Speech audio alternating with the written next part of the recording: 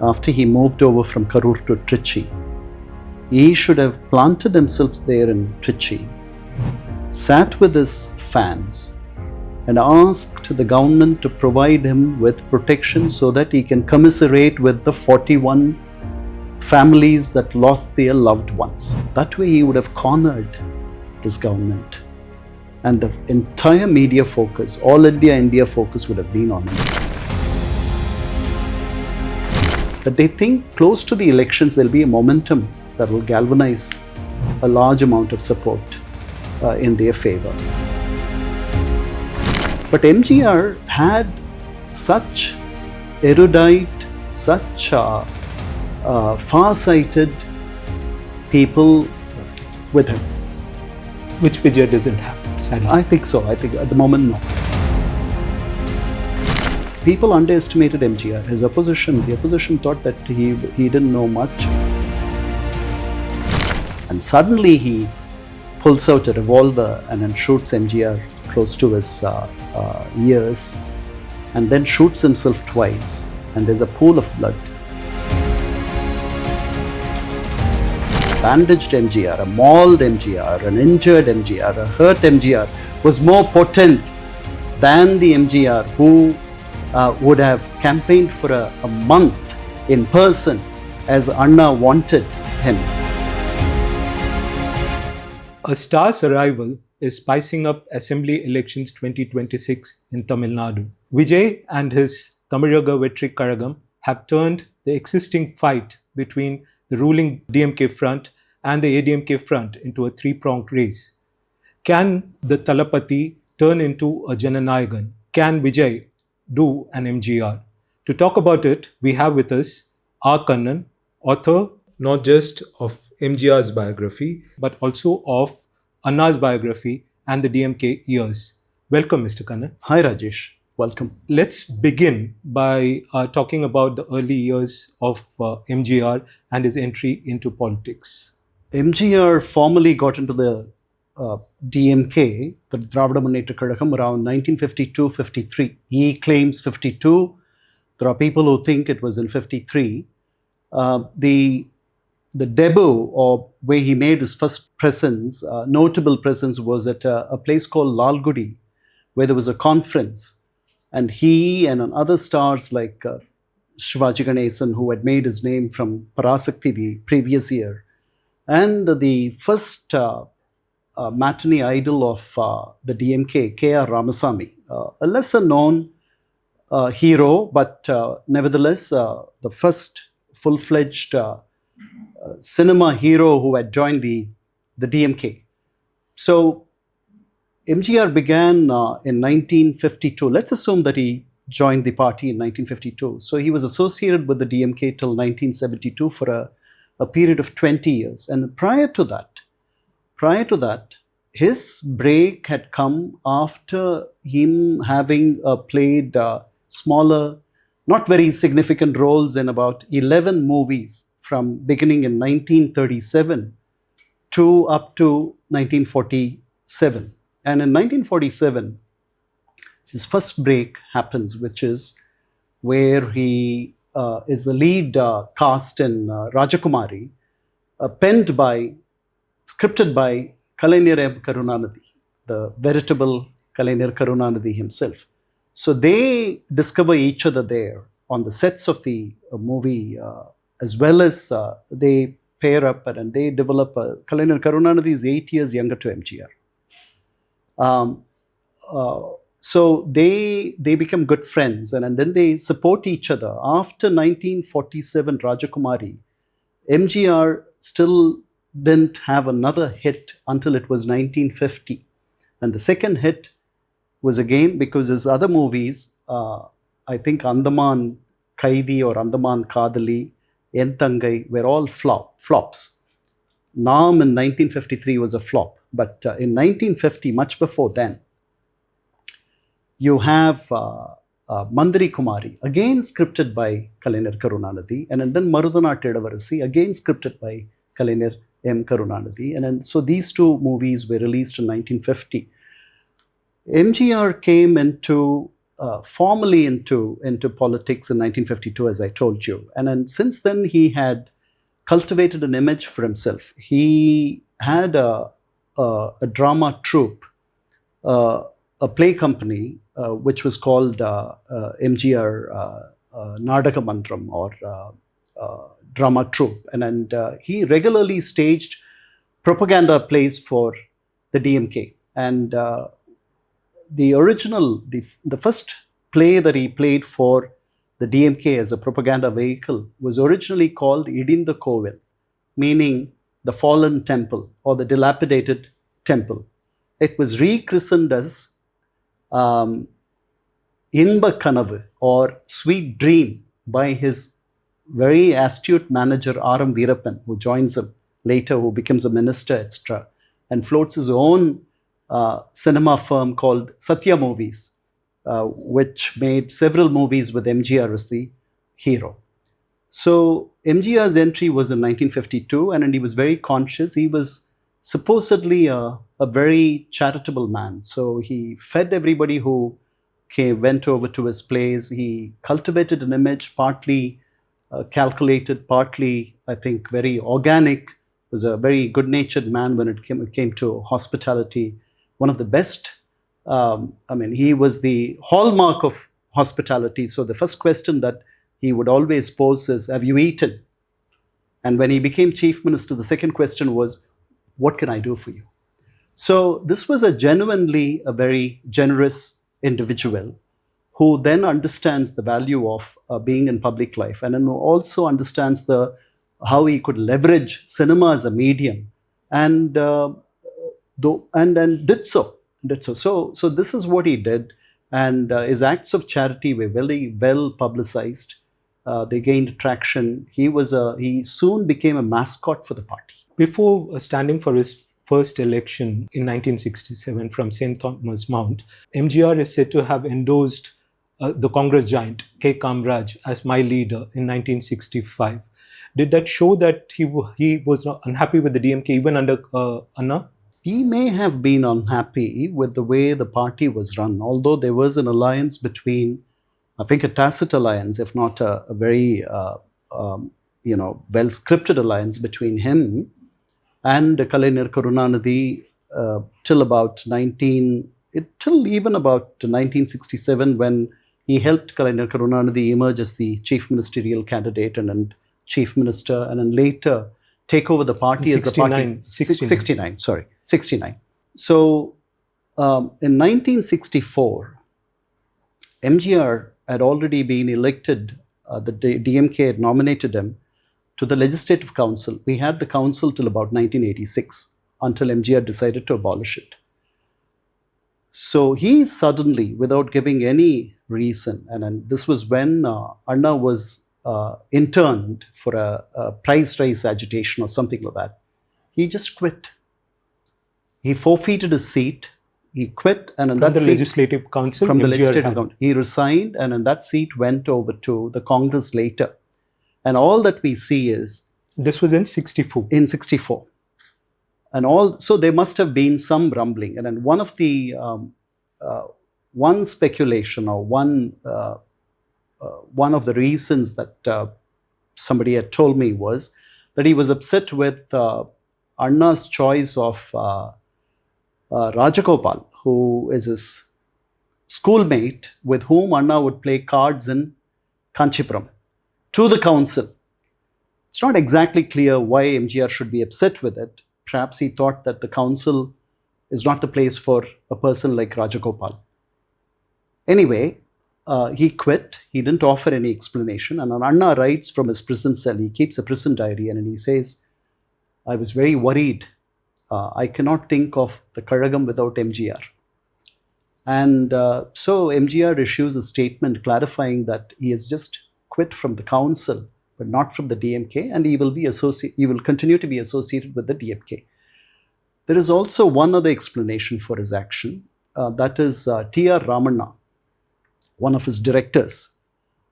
He says that people would simply come over to the sets asking him for this thing and that thing, asking him for money, the pestering him for money, party men.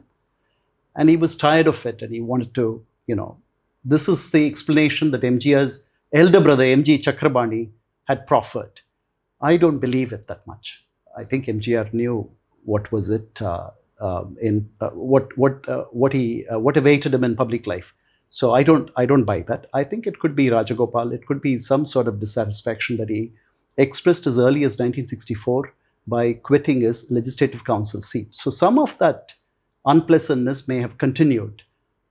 We don't know the exact circumstances. And in 1965, it was only in 1965, sometime in August, at a meeting convened by some Kamraj followers, he very famously pronounced Kamraj is my leader and Anna is my guide.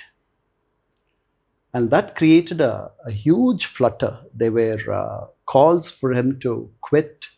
If Anna is not the leader, what is he doing in the DMK, etc.? And then it's all innuendo, it's all indirect, it is all elliptical. And from all these statements and counter statements, what we see is that it could have been Kalaignar Karunanidhi who was behind this campaign against MGR for his pronouncement then. But they made it up. They made it up between themselves, and they stuck to each other till 1969. We'll come to that later. So you are saying that in a way, in 1965 itself, the rift might have just begun.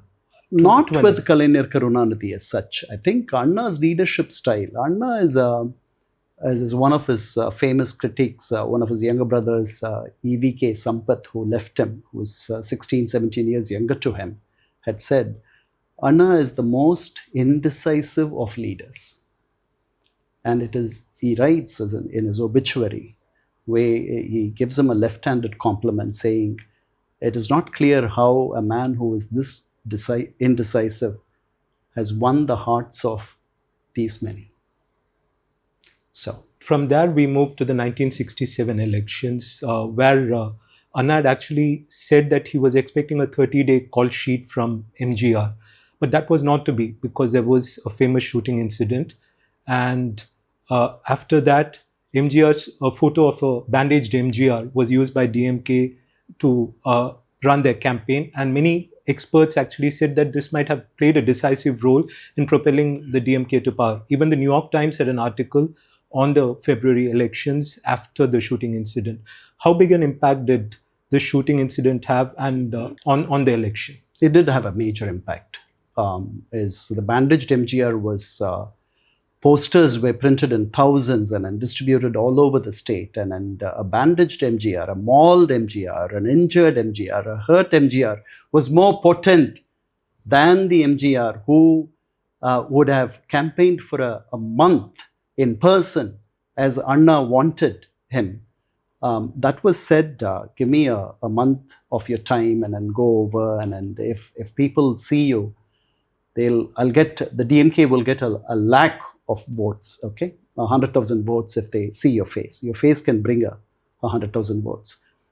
So the Virugabakam election conference, which happened on the 29th of December 1966, 30th, 31st, and 1st of January 1967, is where this was very famously uttered by Anna, because MGR made an announcement there of donating 1 lakh for the party's election campaign. Now, the party had set aside to a goal of collecting 10 lakhs. This was premeditated. Several years before, Kalaignar Karunanidhi, the treasurer, had already thought about it. He had said, we would, in the 1967 elections, contest 200 seats. Each seat, we will need about 5,000 rupees for election expenses. Don't ask me, is this real? It is real. And I can tell you one more thing, it might be of interest to your readers. In 1967, VIT's G. Viswanathan was a parliamentary candidate. He was given a check from the party for 4,000 rupees, and that was the only money that it was given in a check to begin with. It was the only money for a parliamentary constituency. So people were normal, they were normal times.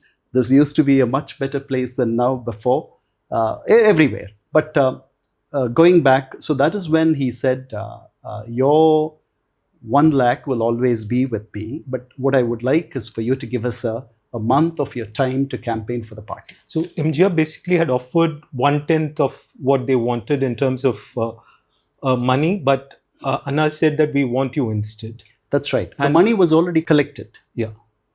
The money was already, in fact, the Kalaignar Karunanidhi had exceeded the expectations. He had collected 11 lakhs as opposed to 10 lakhs. So when Anna announced the DMK candidate for Saidapet, instead of calling him Karunanidhi, he called him Mr. 11 lakhs. Thiruvalar 11 laksham. So MGR's contribution would have made it into 12. But his presence in the campaign is priceless. And that Anna understood this, because the party from the early 60s had been referred to as MGR party. And in the Congress, where Sivaji Ganesan had decided to throw his lot with after he left the DMK in 1956, it was referred to as Sivaji Ganesan's party. Okay, so MGR had already become the mascot. I'm not so sure that Sivaji Ganesan was the mascot for the Congress. However, so Anna knew the potential of this man, of this, so he was quite happy with the party being called as MGR's party. He didn't have any compunction. He didn't have any difficulty with that, because he knew that MGR's added strength will only add strength to the party. The others who came after Anna were not as comfortable with his growth, with his development, with his aura, with his magic, and with his charisma of MGR. Particularly Karunanidhi. True. Because they were two very ambitious individuals, and you can't have two swords in the same scabbard. So MGR takes off. He does a one leg of campaign, and he returns on the 12th of January 1967. And then this very famous shooting incident happens. There was a movie called Pettal Dan Pillaya. Should it be your child only if it's a biological child, if you had given birth to it, is the rough translation of the movie. The producer of that movie wanted to do another film according to M.R. Radha, the screen villain. And Radha calls MGR, who had returned on the 12th of January, and asks to see him. And MGR tells him, I've just come back, I'm a bit tired, can this wait till tomorrow? And Radha tells him, no, there's a producer in Coimbatore who's very interested in making a film with you, and we need to discuss this, and I'm coming with Pettal Dan Pillaya's producer. So MGR says, then why don't you come in the afternoon, after lunch, around 4ish or so. So they meet. MGR walks down from his upstairs bedroom, I think, to the living room where Vasu, the producer, and Radha are sitting. And as MGR walks in, Radha, I think, stands and starts pacing up and down. And then MGR asks him, Anna, why are you pacing up and down? Why don't you sit down? And he says, no, I just had spinach in the afternoon for lunch, and it seems to be upsetting my stomach. So I'm just walking back and forth. And suddenly he pulls out a revolver and then shoots MGR close to his ears, and then shoots himself twice, and there's a pool of blood. Enna ipdi pannittingale, MGR says. Elder brother, how could you do this?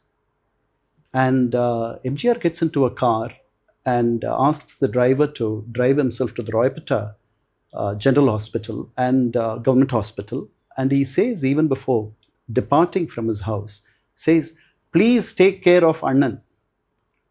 So soon afterwards, Annan is also brought there. Radha is also brought there. So they both taken to the same hospital initially.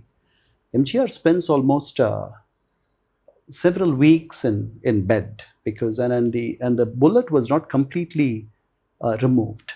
It had to come out finally in the end after several years, when MGR coughed and then the last piece came out. So MGR kept it with him because the doctors said it would be more dangerous to remove it than to leave it inside. So his voice changed, and on that particular day, I think it may have been a Friday, Arasa Kattalai was released. And that movie, I think, did very well. And then there, the screen villain happens to be Radha. Radha is an excellent actor. He can don any role, and he will just turn himself into that person when he does that. And actors were in fact vied with each other to act with him. He was an institution by himself, and he was the oldest in the movie industry after, I think, N.S. Krishnan. So he had a special place for himself. And this movie was launched or released that day, and it did very well. And it again turned into a propaganda movie. And R.M. Veerappan, famous MGR Satya movies' manager, comes up with this idea of filming MGR, the bandaged MGR, taken a photograph of that, and then plastering it all over Tamil Nadu. Now, you must realize that MGR is a very, very image conscious man. It must have been with a great deal of reluctance that he must have consented to this. So he did, and it brought, it really, the dividends were certainly there, and it played a very major role. There are many theories about the shooting, right? Including the fact that Radha had bankrolled the film that they were discussing, and he wanted it to be to take off quickly. Then there is this theory that he was a Dravida Karagam supporter, and then there was talk of some plot against Kamraj. While doing a book, were you able to find any definite links on what exactly passed on that January 12, 1972 evening, right? It was around 5-ish that... 1967. 67, I'm sorry. Yeah. Yes, around 5. We have the depositions of all the people have testified for the prosecution. People have testified against the prosecution's case that Radha had shot MGR. Radha claimed that MGR shot him. So it became, it became bizarre. But I don't know why Radha would shoot him. I really don't know. And I don't think anybody really knows. R.M. Veerappan, his manager, says that it was political. Because let's provide context to what you said. Radha was a Periyar aficionado. Periyar was campaigning for the Pachai Tamilan, the true Tamil Kamaraj. So Kamaraj's major political adversary was the DMK. DMK's mascot was MGR. So if you hurt MGR, or if you pin down MGR, then the Congress stands a better chance, or the DMK stands a lesser chance. This is what R.M. Veerappan is suggesting. Radha had spoken about it a few times. In Malaysia, he famously said, I just shot him. That was it. And so we don't know. MGR had not spoken much about it. Only those two know why this happened. It could have been out of jealousy. It could have, with the benefit of hindsight, I think it could have been jealousy, because MGR's rise had been stupendous. He was the uncrowned emperor of the Tamil film world. And it was with a great deal of reluctance he left cinema to full-fledged politics. 5 years after this incident is when the actual split between DMK and in DMK happens, and Periyar himself was not happy with MGR forming the ADMK, but MGR formed it. Within 2 months, he had about 2 million members. How did he galvanize the people? There was the campaign against corruption and the fact that DMK had not implemented prohibition. But what exactly were the ways in which MGR got the people behind him? Firstly, the party's membership, we'll have to take it with a pinch of salt. But the party was nothing but fans associations turned into party units. There were 18,000 fans associations all over Tamil Nadu. In one day, on the 18th of October 1972, they rechristened themselves as the Anna DMK party unit. So that became the backbone of the party. So after that, MGR made a series of appearances, and he kept the pressure on the DMK government. He launched a frontal campaign against DMK's so-called corruption, and he said, and then he kept diluting this until a point where he said, except Karunanidhi, everybody else is kosher. And but so he kept the heat on, and there was a tremendous surge of popularity, and in fact he was thrown away from the party on the 14th of October 1972, and it took him 4 days to organize himself and float a party. And in those 4 days, I think he must have been pretty, weighing the pros and cons of going solo, going against a party in power, going against his own parent party. But the overwhelming response from his fans, and even from those who were not his die-hard fans, and the sympathy and the surge of sympathy for him was so much that I think he was pushed to the corner, and he had no other go yet but to float his party. Then the first meeting of the party, the first political meeting, happened in Kanchipuram. The crowds were massive. He was very ill and he couldn't travel, but he was convinced that if he were to not show up there, it'll be a great, it'll paint a very wrong picture. And so this was how many days after the formation of the party? Just probably less than a couple of weeks. Yeah. And then about a few weeks later, there was a massive meeting at Madras Marina. That is where it was where the party was sort of formally launched, if you may. And that is where the party's, I think he was the headquarters secretary, if I'm not mistaken, K.A. Krishnasamy, who later became a minister in all his governments. He said, you will no more be called Puratchi Nadigar, revolutionary actor, because that was given to you by Karunanidhi in 1954 during the filming of Makkal Thilagam, which again is a very successful film. So henceforth you will be called Puratchi Thalaivar, revolutionary leader. That is how he was elevated that day from being a Puratchi Nadigar to a Puratchi Thalaivar. I just wanted to ask you also about the 1973 by-election, right? They ended up winning it, besting both Kamarajar's Congress and DMK. Did that not have much of an impact? No. 1973? No, they thought it was a flash in the pan. It'll go away. And it was the Didigal by-election was almost 6-7 months after the party was floated. It was almost a baby. MGR took it very seriously. He planted himself in the constituency, went around every day tirelessly, put up a candidate whom nobody knew until then, and the ADMK candidate won votes which were higher than the combined votes of the second and the third candidate.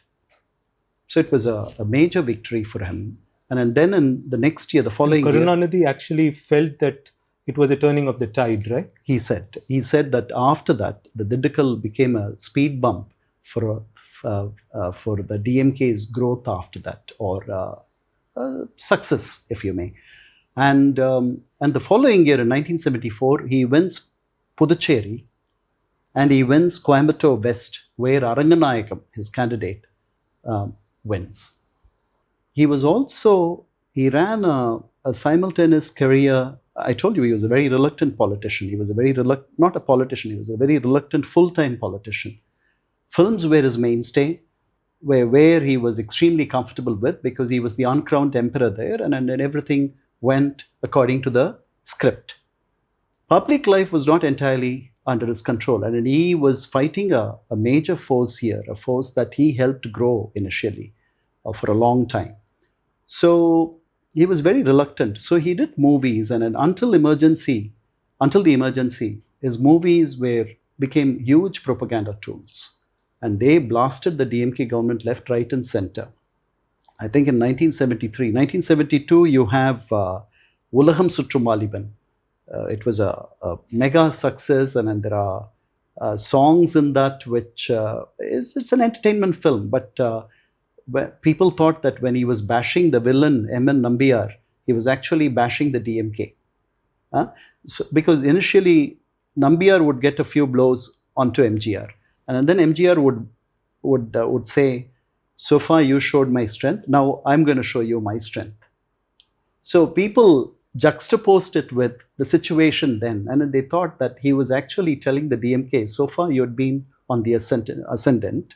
So let me show you who I am now." And the DMK government also imposed a five-fold increase in the poster tax, right, for this True. particular movie. True. And then there were no posters, there were no announcements, because the DMK tried to scuttle its release, and then there was a lot of pressure on theatre owners not to screen the film, etc. And then Madurai Muthu, who later became mayor under MGR, then in the DMK said, "If the movie is launched, I will wear a sari." And so ADMK volunteers and ADMK MGR's fans sent him saris by parcel. So that happened. So after that came the ascent to power. Who were the people, the key people who helped MGR get there? And then let's also talk about MGR, the leader. The noon meal scheme was probably his biggest success, right? So what else did he, means how would you, what are the successes that you see in terms of his leadership? He had MGR was a very charismatic man, and he I'm not very sure that he feared anybody within the party. However, he brought in a number of people who were college graduates and university graduates, and he flaunted them. He was very happy with them, and if you look at his cabinet, most of them would be either lawyers or some doctors, or they're all very, very well qualified. He was very happy to be surrounded himself. He hadn't been to school beyond the third grade, so he was happy to have a second-tier leadership. Nanjal Manoharan, a very a prominent parliamentarian in the DMK, he was one of the first ones to join him. 6 MLAs joined MGR as soon as he floated the party, but he was unable to really make a dent into the party. The assembly wing of the party stayed with Kalaignar Karunanidhi. Most of the party men stayed with him. It was only after his 1977 parliamentary election success you saw second-tier leaders like Nabala Nedunjezhiyan, Raja Ram, Madhavan, and others quit Kalaignar Karunanidhi and move over to him. But before then, he had a number of people who were already very trained and experienced in politics and in public affairs. So they formed a second crop of leadership. Kalibuthu, who later became a minister and was a fabulous speaker in Tamil, was one of the late entrants to the party, a few weeks later. So he had a crop of good people, and he delegated. You asked me if the nutritious noon meal scheme was his hallmark or flagship scheme. Yes, in hindsight, I would also say the public-private partnership and professional and higher education is also another flagship scheme and vision of his that has lifted the state into what it is now.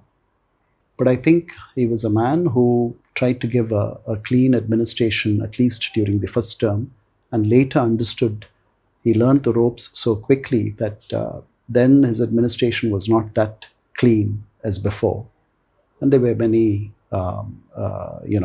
he also brought in a number of liquor barons to the surface, and so all that was there. But generally, I think he was a well-meaning man. He cared for the poor. There was a former, an IAS officer, a serving IAS officer told me once that when they had to tell him about the nutritious noon meal scheme, when the officials were explaining how it will work, they said it will be from Monday to Friday, 5 days a week, and so on and so forth. And the only question he had was, won't the children be hungry on weekends?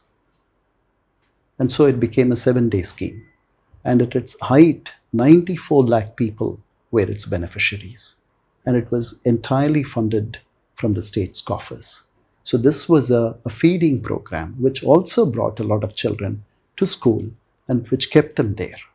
So this was a very different individual for a man who barely finished third grade in school, for him to rise to this level in an adopted state, because he originally comes from Kerala, and then he was born in Sri Lanka's Kandy, and then for him to make this his home and to be so, I mean, to have governed and captured the hearts of all the Tamils, I think it's an impossible feat for anyone to replicate. Let's now move to Vijay. It's been 2 years since he has entered the electoral arena, came on Feb 2, 2024. According to dinamani.com, he has only made 12 public appearances since I would then. believe that. Yeah, since though he happens to be the biggest crowd puller, does that betray his political naivety? And how have you seen, how do you see this whole arrival of his till now? Firstly, we should understand that the political landscape has completely changed. The electoral landscape, electoral campaign, the way people are approached, there's a role that the social media plays. The time of massive meetings, frequent public appearances, frequent interviews, all that is over. You can actually reach millions at their homes through a video clipping, which is what he did when he regretted, when he expressed sorrow for what happened in Karur 3 days later, although. So I think the question, I think our viewers should understand that we're talking about, there's a tectonic shift, and that shift has happened because of because of electronic, because and then the proliferation of YouTube channels, social media, WhatsApp groups, and this and that has made it easy and more cumbersome, because you have to compete with all these YouTube channels and then something that we didn't see until about the early 90s. We have strategists, political strategists who come and advise you for a fee. And in the last, at least last 3, 4, 5 general elections, you and I do know that parties do regularly hire their services, and then they do make it or they fail, etc. So the context has changed. But that said, means it's not just about his public appearances, even his YouTube appearances. If you were to look at it, he has not been commenting on big issues. He has not put himself out there in many ways. I completely agree with you, and I think it's unfortunate for somebody who has such ambition, and he should come forward. There's no second tier leadership. There is not much of a leadership in the second tier. There isn't anybody else who can gain that sort of traction when they speak. There is no. He doesn't have the organizational base. I don't see that there are. I've never seen any. I mean, I lived through MGR's life, right? And I had seen posters will spring up. There'll be mad fans talking about him, and his songs will be playing, and so on and so forth. But I also realized that times have changed, and his opposition also, like the chief minister, for instance, or the leader of the opposition, also do not put up those many appearances. The only difference is the only reason I would cut some slack for Vijay is he's the only one who can organically draw such massive crowds in Tamil Nadu today. So that might be a hindrance. So that explains that is for the appearance bit. But I think he's naturally a very shy, coy person to begin with. Secondly, he is hedging. That is why he's not pronouncing. And if he very rarely speaks out or puts out something as a statement, it's extremely succinct that you can interpret it in 7 different ways. So We'll have to see. But I also believe, having said all this, there's a committed vote block for him of youngsters. The contest is only for the second place, not for the first place. So he's going to make it easier for the ruling dispensation to come back to power. But knowing MGR as you know him while doing the biography, do you think how would he have done this? Would he have done it this same way that Vijay is doing it? Because Vijay, in some ways, is aspiring to do an MGR. All said and done. MGR would have been completely different. MGR, firstly, would have MGR. I mean, the kind of things that they say about Vijay was also said about MGR. That MGR was inaccessible. That second-tier leaders found it difficult to see him. That he was reluctant to come meet with the public, etc. Some of it may have been true, because, as I said, he was very comfortable in his filmdom, but in the tinsel world. But beyond that, he was a man who, when his followers were killed, he was there. Firstly, he sent out whatever help that the family needed. So if it was a widow, she was taken care of till the very end. This was a magnanimous man in every sense of the word. I know that he went to condole in person, etc. So his style is completely different. He's also relatively shy, I think, not as shy as our friend, but he had adapted to the idea of mingling with the masses. I don't know how much of it was willingly done or organic, but I think he was very comfortable. I am not so sure that new entrant is that comfortable in this crowd, and his appearances are very short. They are scripted. It is not clear to me if he would be able to speak without notes, whether he will be able to answer, whether he will be able to hold a press conference on his own. If I'm not mistaken, there has never been a press conference, right? Yeah. So you look at Seaman, on the other hand. There are regular press conferences. He's not diffident. He's very willing to answer any question under the sun that you might pose him. When would you get there? Because they are probably about 5-6 years apart. That's all. So I see a bit of shallowness there. I actually am being very moderate when I say a bit of shallowness. So you have a huge set of, you have a massive following, but maybe you don't have to be that really bright. If you have bright people around you and people who can guide you properly, you don't have to be, that's why you have a civil service. You have people who pass through some very, very difficult exams and then come and later advise you. And then you have technical experts and so on and so forth. So I don't know what goes on in their mind, but I'm told repeatedly, I hear, and I'm sure you, being in this business, would be hearing, that they think close to the elections there'll be a momentum that will galvanize a large amount of support in their favor. We'll have to wait to see if that will happen. MGR would have done it differently. MGR would have certainly... People underestimated MGR. The opposition thought that he didn't know much, and despite his long innings in public life.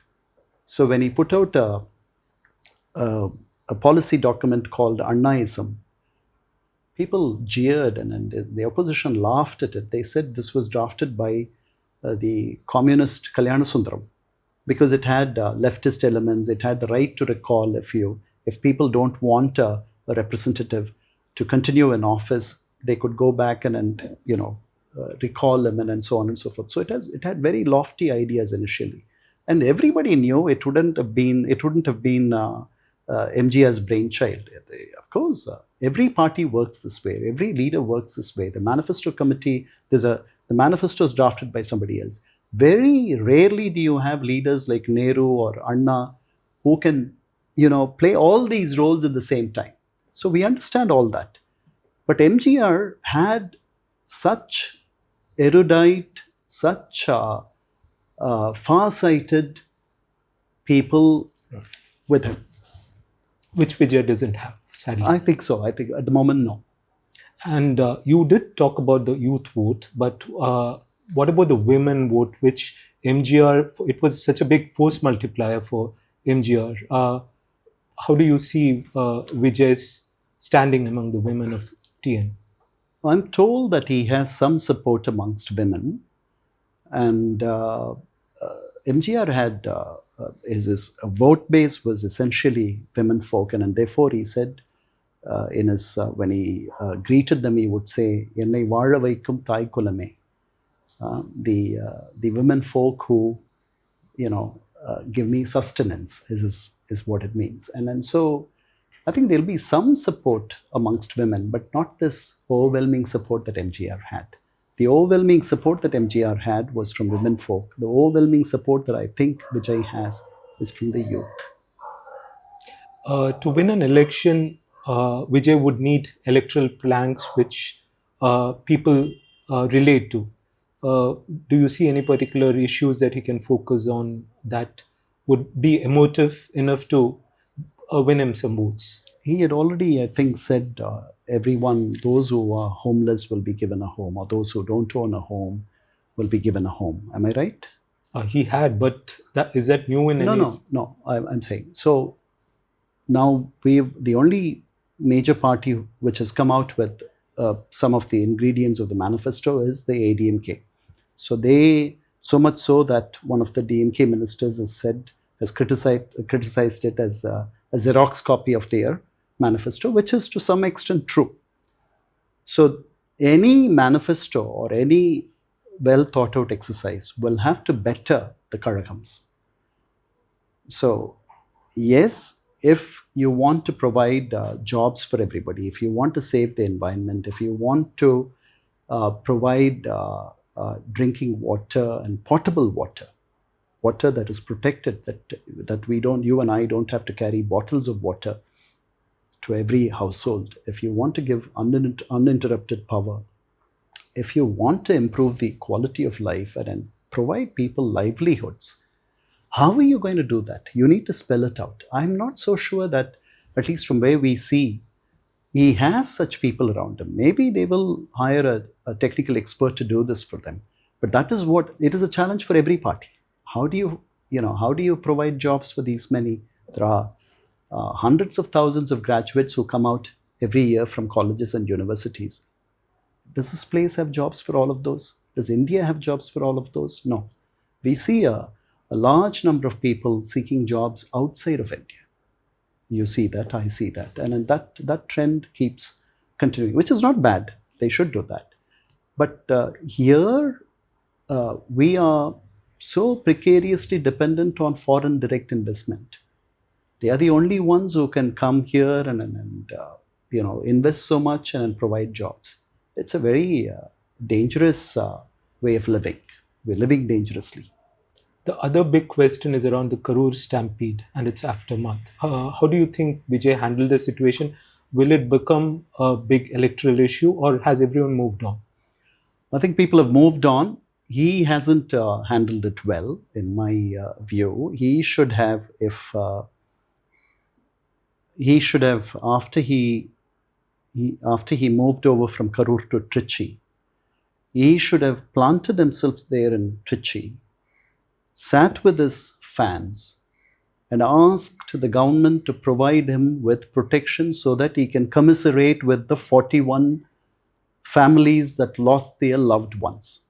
If he didn't want to do it in Trichy, when he came over to Madras, Chennai, the next day he could have gone to either Anna's mausoleum or MGR's mausoleum or any of these public places. He's got a huge fan base here and could have simply sat there saying, I am on a fast. I'm picketing. And I want you to provide protection because I don't know how passions are raging there, but I want to be with them. That way he would have cornered this government. And the entire media focus, all India focus would have been on him. There would have been a massive crowd there. In one day, he would have risen to the leadership position that he wants to rise now. I think he missed a golden opportunity. What about his clean man image? This 1.5 crore fine, which the income tax has slapped on him, will it affect his war Uh, against corruption? I don't think so. The opposition will make a big deal of it when they campaign. If they find that Vijay's campaign and then the TVK poses a threat, then this will become a huge issue. At the moment, the DMK is willing to stomach him because his presence is to their advantage. People have gotten inured to corruption, tax evasion, um, except murder. I think they're willing to accept everything else. And even murder, if you look at Kodanadu and all that, this mysterious murder in Kodanadu, people are willing to just move on. They want to get on with their lives. They want good lives for them and their children. They want jobs. They want a decent life that any individual aspires. So I think he can come, and if he promises that, and if he if he tells us the modus vivendi as to how to get there, I think there'll be some reception. So you're saying jobs is basically a plank for him? Absolutely, absolutely. But he must also. Everybody is promising jobs. Everybody is promising everything. Okay. So the monthly dole will go to 2,000 instead of 1,000. Even men can travel free in buses. That is what Palnichami says. For Jallikatti, he will give a 5 lakh subsidy. And if you were to die in the Jallikattu sport, you will be compensated with 10 lakhs, and then so on and so forth. So, and student loans will be waived, and differently abled people, and then the cooperative loans will be waived. I mean, where is the end to all this? Where will this end? Where do we have this kind of money? We are spending 26 paisa of every rupee in servicing the loan that the state government that we have incurred. So only 74 paisa is left for capital expenditure and welfare schemes and subsidies. This is our situation. So you will have to tell us, you can promise the moon, but you'll have to tell us how you would bring it down here. And he'll have to break it down for the layman. Correct. Let's end with an assessment of Vijay. How do you see him performing in this election? And what about the long term? In case he were to do well in the future, what are the things he can take from the MGR playbook and use to his advantage? Firstly, I think he'll be a spoiled sport, and he'll play the exact role that Vijaykanth played in 2016 in the assembly elections, which gave the confidence for Jayalalitha to go on her own. That was the election where she fielded 227 or 28 AADMK candidates and 7 allied candidates who contested on the twin 2 leaves symbol. And that confidence was given to her the moment she reached that confidence, the moment Vijaykanth said he will go it alone. We have a similar situation now. So this is going to bring to power the DMK. The DMK will ride to power easily, unless they are fielding candidates in some places who are not very popular, and so on. And 2016 was the election when DMDK had a fall from the highs of 2011. True, but you're kind of predicting that he might end up with next to nothing, Vijay. Because Vijaykanth said he had asked his supporters whether he should remain a kingmaker or whether he should become king. I'm saying even Vijay would end up probably... I'm coming to that. Yeah. So he lost both. Vijay here will, I'm not even sure that if it's a 3-cornered contest, right? And at the moment, I would think that it would be the DMK in the first place, the NDA, ADMK-led NDA in the second place, and in the third place would go to Vijay. This is as I sit here, this is what I can see, as far as I can see. The question then is, let's assume he wins about 20 seats, which is a far-fetched claim, even for me. And I don't think that will happen. But if he were to do that, he'll end up like, what's his name, Pawan Kalyan's Siranjeevi. Like he won 18 seats, and then he joined with the Congress. So if he were to win 20 seats, then he may have some interest in staying in this game. Then the question is, does he have the staying power? Okay, to build a party, to build cadres, to build an organization, to create a base, does he have that in him? That is a huge question. I have a feeling he will not stay. I don't think he has the staying power. This is my guesstimate. I don't think his party will even win 20 seats. So as you asked me, am I suggesting he's another Vijay? That is how I see it at the moment. So we have had a look at how Vijay could possibly end up doing, and we have also looked at how MGR went about his political campaign. There might be very little chance of Vijay doing an MGR, but will he at least learn from some of the lessons that MGR had to share? We'll have to wait and see. Thank you for sharing your thoughts, Mr. Kannan. Thank you, Rajesh. Thanks. You're welcome.